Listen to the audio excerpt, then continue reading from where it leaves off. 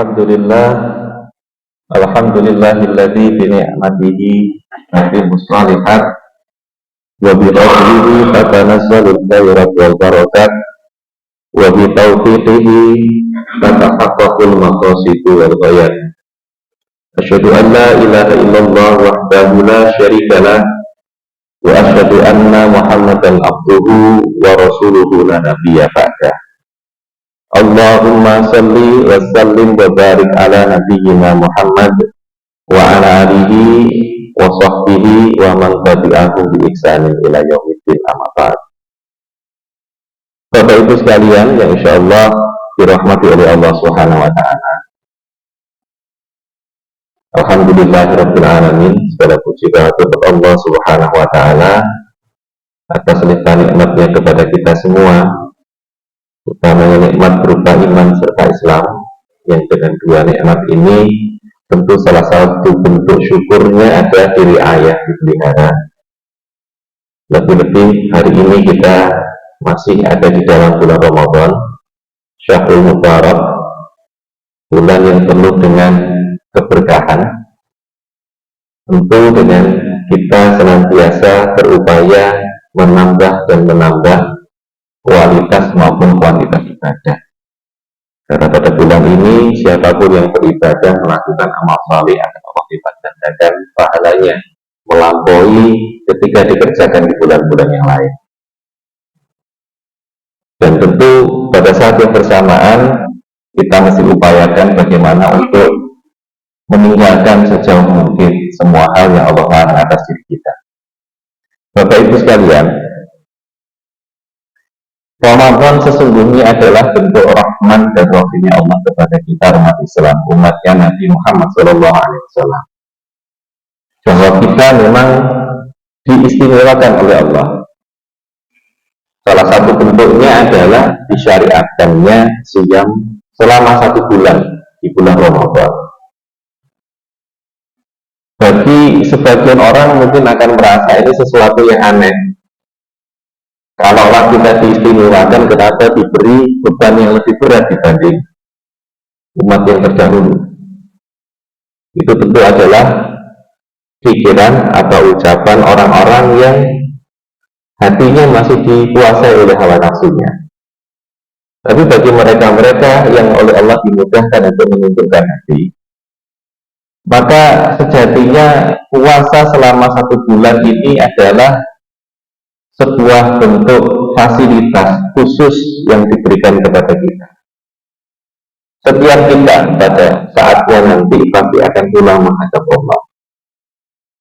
Dan yang dibawa tidak lain hanyalah amal-amal kebaikan. Ketika kita berharap perjumpaan yang sebaik-baiknya dengan Allah Subhanahu wa taala. Padahal sudah kita paham semua yang namanya manusia tempatnya lupa, tempatnya salah. Al-insanu maka nisyan wal khata'. 11 bulan sudah macam-macam hal kita kerjakan. Apakah itu amal yang baik ataukah amal yang tidak baik?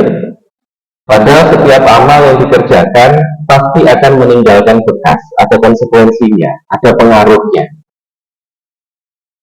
Ketika amal soleh yang dikerjakan, maka akan mengantarkan kita, mendorong kita untuk mampu mengerjakan kebaikan-kebaikan lain yang lebih berkualitas. Demikian juga sebaliknya. Maka amal keburukan maksiat mengantarkan kita untuk melakukan keburukan lain yang lebih berkualitas juga. Rasa-rasanya 11 bulan kita tidak yakin apakah lebih banyak yang baik dibandingkan yang buruk. Maka Ramadan ini istilahnya adalah sebuah saat di mana kalau ibarat mesin begitu di resetting lagi, dikembalikan lagi ke settingan pabrik,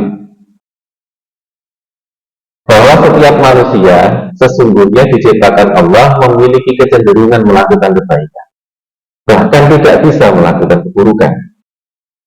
Maka anak-anak kecil itu ketika masih usia bayi, tidak ada ceritanya bangunnya siang.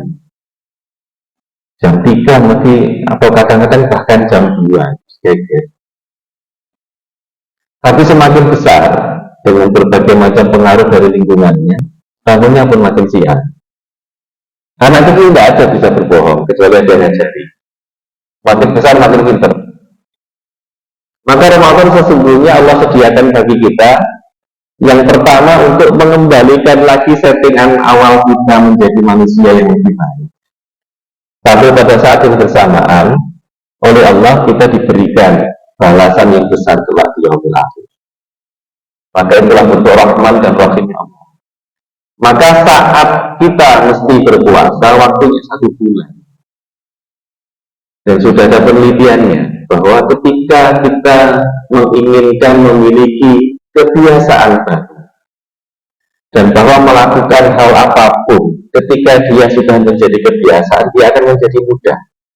Itu dibutuhkan waktu kira-kira ya sekitar 1 bulan kebiasaan awal. Tapi tentu kembali kepada kita setelah kebiasaan itu kita miliki, dengan kita mengerjakannya terus menerus selama bulan Ramadan, apakah kita kemudian mau melanjutkan? Sudah ringan dikerjakan, tapi ketika tidak dilanjutkan, ya kembali lagi menjadi berat.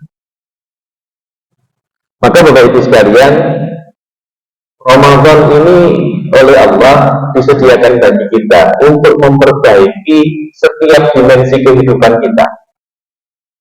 Bahwa manusia setidaknya terikat dengan 3 dimensi. Yang pertama dari sisi waktu. Setiap kita terikat dengan waktu, nyatanya kita tua. Dan ketika semakin tua, biasanya nikmatnya mulai banyak dikurangi. Minimal kemeng-kemeng di sabun.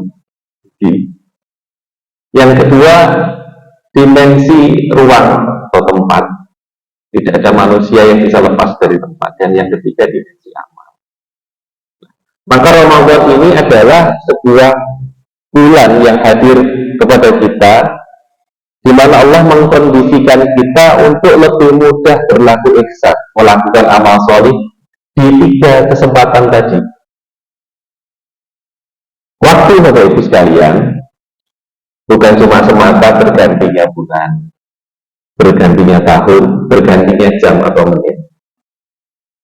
Akan tetapi di dalam Islam waktu itu dimaknai sebagai penanda waktu ibadah. Apakah ibadah itu sifatnya berkaitan dengan bulan? Maka dalam Islam menetapkan awal bulan juga tidak sembarangan. Ada ilmunya. Kalau bahwa kemudian terjadi perbedaan dalam menetapkan awal bulan, itu satu hal yang sangat wajar, mengingat awal bulan itu dalam Islam dimaknai sebagai penanda waktu ibadah yang itu dilakukan dasarnya adalah nas atau dalil dari Rasulullah SAW. Itu satu hal yang biasa saja. Seperti kemarin ada beda Senin dan Selasa. Yang paling penting adalah penjenengan monggo mau ikut yang mana. Yang penting satu, niatnya. Jangan punya pikiran kemudian kayak poso golek sing keri, nek kudu golek sing dhisik. Dan itu masalah. Itu namanya niat awalnya sudah bukan bil ilmi, bil iman, tapi niatannya sudah bil hawa, dasarnya hawa nafsu. Meskipun sebetulnya ya boleh-boleh saja, cuma nggak sempurna. Cuma yang paling penting kalau kita matur sing jenenge bulan Ramadan nabi sampun dawuh. Jumlahnya yang boten 29 yen 30. Terus enten sing poso 28 dina disebut poso Ramadan. Jadi waktu itu penanda ibadah. Maka penetapannya pun pakai ilmu, pakai dalil. Bahwa kemudian sekarang kalau sholat pakai jam itu kemudahan saja, tapi sejatinya itu yang dilihat matahari. Jadi siklus sehari dalam urusan ibadah itu dasarnya matahari. Sementara ketika berkaitan dengan bulan dan tahun, maka yang dilihat adalah bulan. Maka muncullah ru'yat, muncullah hisab. Subuh sebagai contoh, itu bukannya seperti hari ini kita lihatnya jam 4.23 itu betul. Itu adalah perhitungan hisab sesungguhnya, bahwa kalau tanggal sekian bulan sekian, pada sotik itu selalu muncul pada saat tersebut. Alhamdulillah kita sudah dimudahkan. Kalau zaman dulu untuk menetapkan fajar sotik ini sudah tenean dunia. Maka dari itu setiap masjid mesti punya menara yang menara ini. Tujuan itu menopo. Menara itu adalah sarana yang dibuat untuk memudahkan pelaksanaan ibadah. Yang pertama melihat fajar sotik, kemudian melihat hilal baru.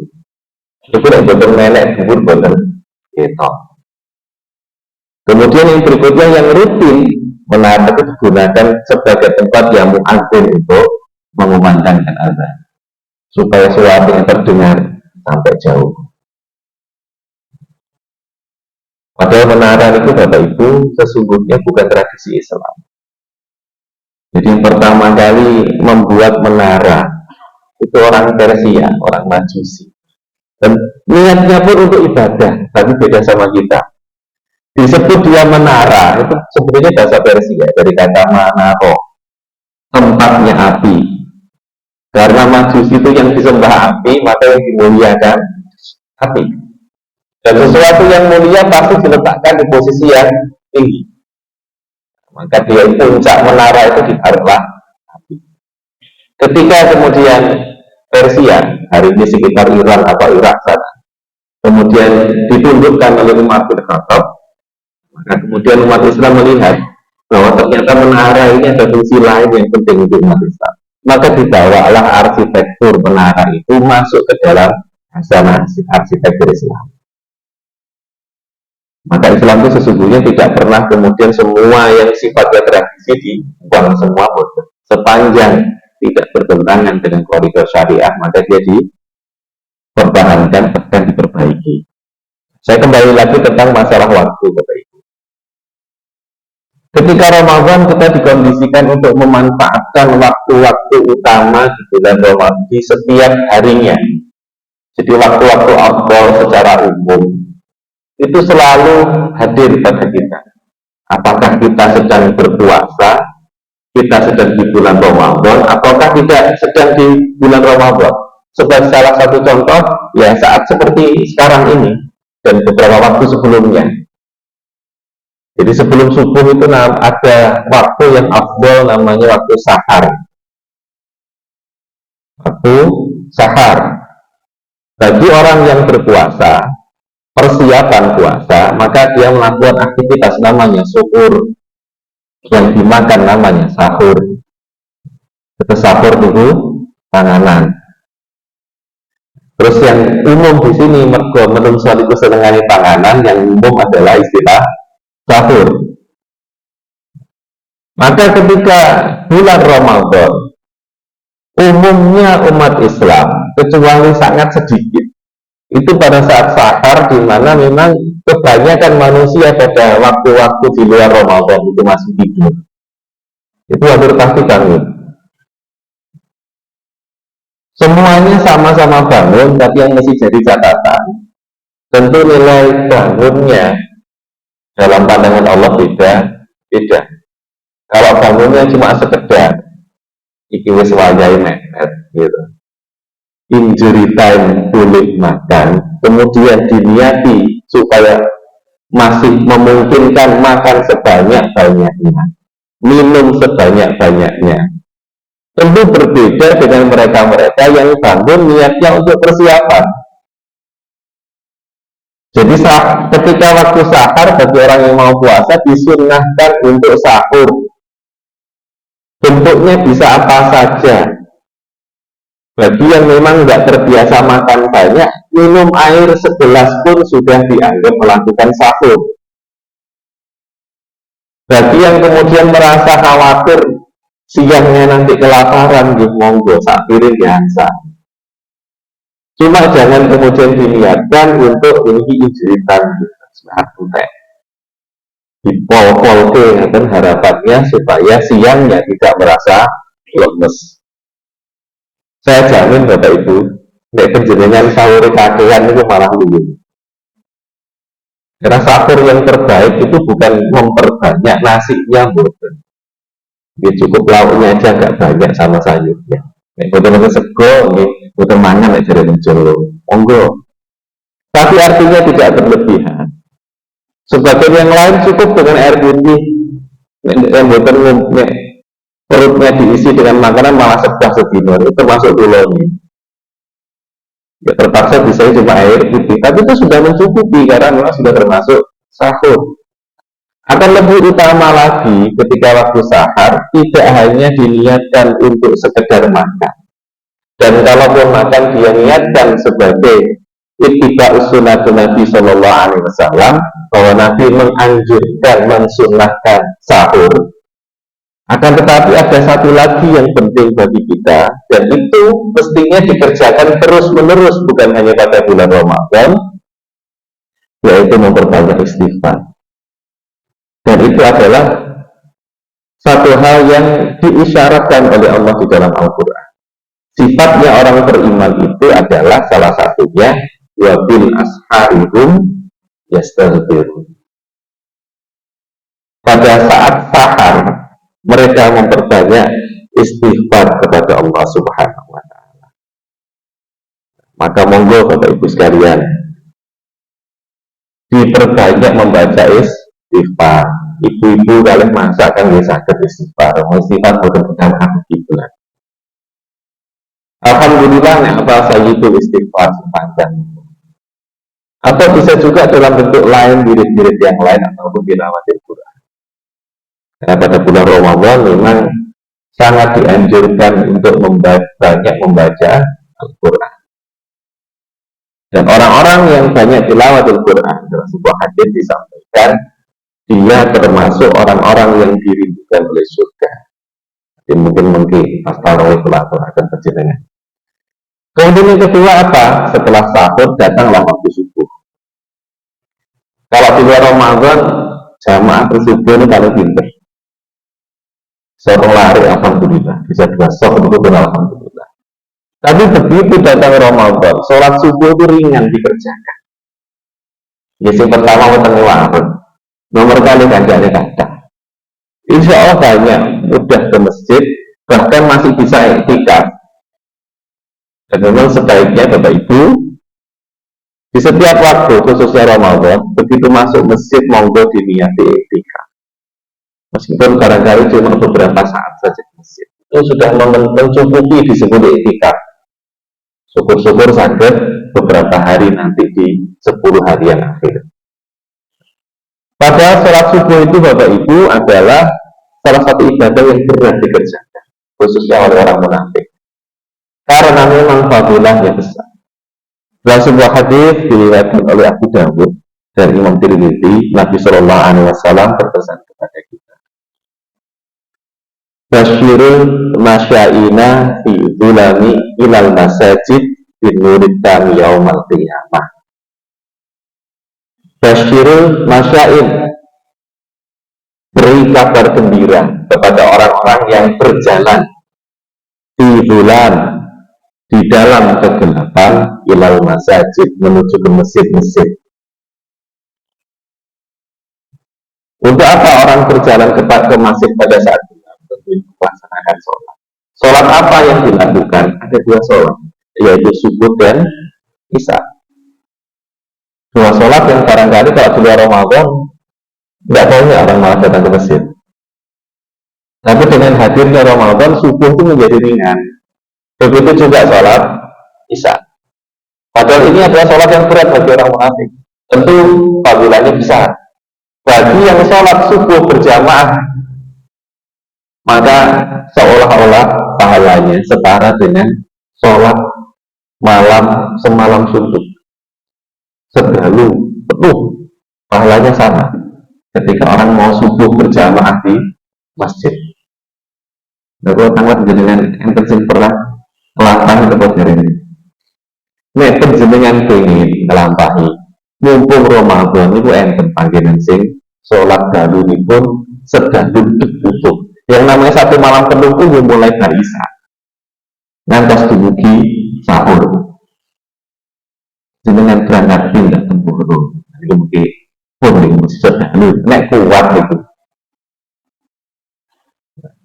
Lama kira-kira itu buatan kiat. Gitu, alhamdulillah oleh Allah itu diberikan kemudahan.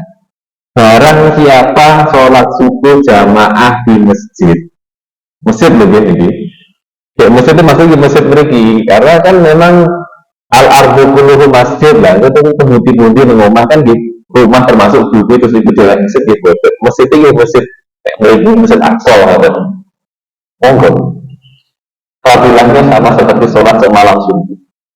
Bagi yang sholat isya jamaah di masjid seperti sholat separuh malam. Maka dari tidak Ramadan betapa mudahnya.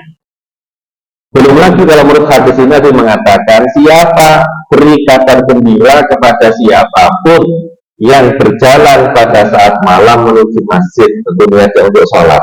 Dengan apa kata Nabi? Binurit kami yaumal qiyamah, dengan cahaya yang sempurna di di hari akhir. Mungkin kalau pernah matur wonten mriki yang namanya akhirat itu peteng gedeg. Peteng itu bahasa Arab zulan, Pak. Zulmah, dari kata zulmah muncul kalimat dolim. Maka tiang sing dolim itu sejatosipun tiang sing nembe dalam kondisi peteng gedeg. Kondisi ini peteng yang betul kita ngopo-ngopo, maka semua aturan dipun langgar. Tidak peduli lagi dengan halal haram, tidak peduli lagi dengan pantas maupun boten pantas, dan itu sing jenenge dolim. Besok di yaumil akhir kondisinya gelap. Maka Abu Bakar mengatakan al-akhiratu zulmah, akhirat itu gelap. Ya sirajillaha amal sholih. Penerangnya cuma satu, yaitu amal sholih. Salah satunya adalah melaksanakan sholat subuh dan isya di masjid. Dan ini mudah insya Allah dikerjakan ketika bulan Ramadan. Lebih-lebih lagi untuk Ramadan, pelaksanaan sholat malamnya diajukan bagi orang minat itu. Di sini ini sholat tarawih. Maka ini Bapak Ibu sekalian menjadi satu hal yang mesti kita kerjakan. Lembaga terhubur yang betul-betul berat, sebaiknya jangan ditinggal. Setelah Ramadan dilanjutkan lagi. Kemudian waktu apa lagi? Kalau yang ini khusus untuk ketika orang siam, khususnya di bulan Ramadan, menunggu waktu iftar, waktu berbuka puasa. Karena ini adalah saat-saat yang mustajabah. Barang siapa yang berdoa diijabah oleh Allah. Maka ketika menjelang iftar azan maghrib, kemudian menunggu waktunya, itu saya. Memang harusnya begitu. Cuma balik lagi Bapak Ibu sekalian, sama-sama nunggu, belegere ini sami, lenggah ngadep meja makan. Tapi nilainya di hadapan Allah beda. Tergantung apa niatnya. Ada yang nunggu itu mereka baca ini betul semerucut katanya. Gitu, sami meja warga tidak gede. Nek sing alit-alit yo betul apa mungkin jenenge lari-alit. Tapi nek sing boten alit mulih niku sing masalah. Ya poso niku lho pinten puluh tahun isi pancen mawon niku nggih masalah. Menunggu itu disyariatkan Pak, saya itu disyariatkan. Dalam rangka apa? Memperbanyak doa. Dan ketika Ramadan itu mudah. Sampun doa niku pancinipun panjenengan iftar jama'i atau buka bersama. Itu kakek kancane. Padahal kita lebih banyak iftar itu bareng keluarga di rumah. Monggo mulai dibiasakan. Kita semua punya banyak kebutuhan Bapak Ibu. Bapak mulai anak mulai rada-rada gede, ngaten kuliah, lulus kuliah, golek gawe. Itu lak kathah gitu jenengan. Monggo. Kita mohonkan kepada Allah. Tentu di samping doa-doa lain yang lebih berkualitas berkaitan dengan urusan akhirat kita. Insya Allah akan diijabah oleh Allah. Itu dimudahkan bagi kita. Begitu terdengar ada azan langsung kita batalkan dengan makan dan minum. Jadi kira-kira itu Bapak Ibu sekalian. Secara waktu dikondisikan betul. Maka Bapak Ibu sekalian berkaitan dengan waktu di bulan Ramadan, Allah itu menegaskan Ramadan itu terbatas sekali waktunya. Jadi setelah Allah menjelaskan tentang perintah sholat, perintah puasa, di ayat yang 184 di awal Allah mengatakan di awal ayat, ayyaman ma'dudat, hari-harinya, waktunya itu tertentu alias terbatas. Maka seolah-olah Allah itu mengatakan yang pertama bagi yang masih sedikit atau banyak dikuasai hawa nafsu, orang usah ngesulo, orang pakai suwi gitu-gitu begitu. Cuma beberapa hari saja. Yang betul sama libur di belum gitu. Itu sing kelompok kelas amatiran itu. Pak. Bagi yang sudah mulai tercerahkan, bersemangat, seolah-olah Allah mengatakan waktunya itu terbatas. Maka siapkan betul, jangan sampai waktu yang sedikit itu lewat begitu saja, tidak memberi manfaat yang besar bagi kita. Maka dari kata makdudat, Bapak Ibu, itu muncul kalimat yang namanya ikdan. Ikdan itu maknanya persiapan buat pertama memiliki. Jadi seolah-olah Allah mengatakan ini Ramadan luar biasa, syahrul mubarak. Bahkan Nabi mengatakan sayyidu syahr, pemimpinnya bulan. Allah janjikan bahwa pada sekarang siapa yang puasanya benar, puasa Jawa semuanya dikuasakan termasuk anggota tubuhnya. Maka dikatakan oleh Nabi itu firallahu mata pertama diampunkan dosanya yang lalu. Maka tentu itu mesti butuh persiapan yang sungguh-sungguh. Maka ulama mengajarkan doa yang penjenengan yakin sudah hafal semua. Allahumma barik lana fi Rajab wa Sya'ban wa balighna Ramadan. Kita mohon kebarokahan sejak di bulan Rajab sampai ketemu dengan Ramadan. Namanya ikdat itu persiapan, ada programnya, ada target. Harapannya masuk Ramadan tinggal gaspol pelaksanaan ibadahnya. Kira-kira seperti itu isyarah-isyarah yang sudah disampaikan oleh Allah di dalam Al-Quran, begitu juga dalam banyak hadis, dan itu dijelaskan lagi oleh para ulama kita. Maka mau Bapak Ibu, waktunya terbatas, sehingga seolah-olah kita diingatkan untuk memanfaatkan waktu yang ada pada bulan Ramadan dengan sebaik-baiknya. Sehingga Ramadan hari ini semoga lebih baik dibandingkan Ramadan sebelumnya. Mungkin itu Bapak Ibu, saya kurang lebihnya mohon maaf. Assalamualaikum warahmatullahi wabarakatuh.